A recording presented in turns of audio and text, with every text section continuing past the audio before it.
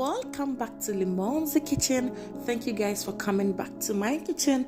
Guys, in this video we are going to prepare Omotuo special rice balls. Omotuo special. So this is our water on fire. We are going to add little salt to taste, and this salt is optional. Most of the times people don't prepare their rice balls adding salt, but I prepare mine adding salt. So you boil the water for about 5 minutes. So after boiling the water for about 5 minutes, you add in your rice. Make sure the rice is well cleaned. You can also add it straightforward, but make sure always the rice is clean.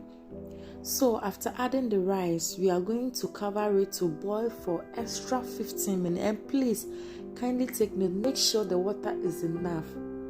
Always make sure the water is enough. If you want to use half cup of rice or 1 cup of rice for this omotuo, make sure the water is times 3 cups of water. Don't make it 2 times. If not, you are going to get it like normal rice.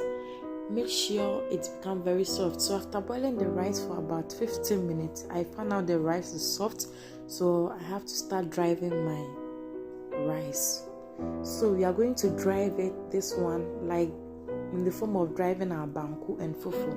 So you have to drive it, slowly, then you have to take it medium, then you drive it faster in order for the rice to blend. You understand? It's like you are blending the rice with some effort, because this is rice. I didn't use broken rice. You can also use broken rice, any type of rice of your choice, but make sure the rice tastes good. If not, you are going to get your omotuo anyhow.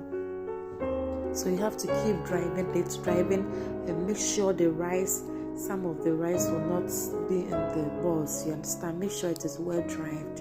Then you start modeling it in any design of your choice.